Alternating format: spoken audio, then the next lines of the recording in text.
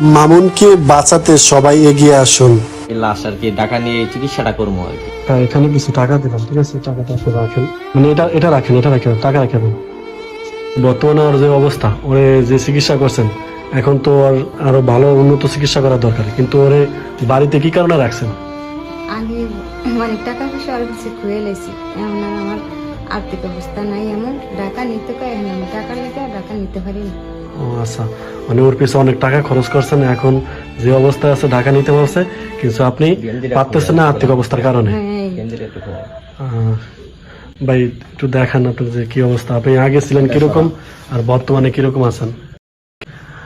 দেখেন ভিউয়ার্স, ও আগে কিরকম ছিল, অনেকেই ওরে চিনেন, আমিও চিনি, কিন্তু ওর বর্তমানে কি অবস্থা এই যে দেখেন।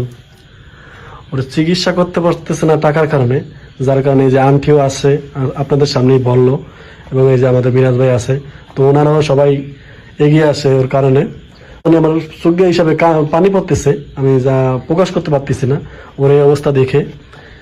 এখন আপনারা যে যাই পারেন, মিরাজ ভাই আছে বা আন্টিয়ারা আছে, ওদের সাথে যোগাযোগ করেন, বা আমি আছি, আমার সাথে যোগাযোগ করলে আপনারা ওরে যাই দেন চিকিৎসা করতে পারবো আমরা সবাই মিলে।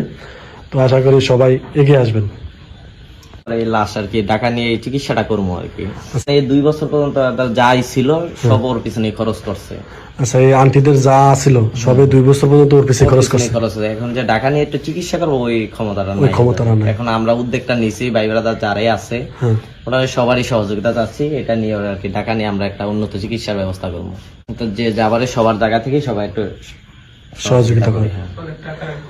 উন্নত অনেক টাকারও প্রয়োজন। ওর দেখেন, ওরে কিন্তু অনেক ডাক্তার দেখাইছে, যেমন রিপোর্ট দেখেন, রিপোর্ট আছে, অনেক ডাক্তার দেখাইছে। 2 বছর পর্যন্ত আর কি অনেক রিপোর্টই আছে।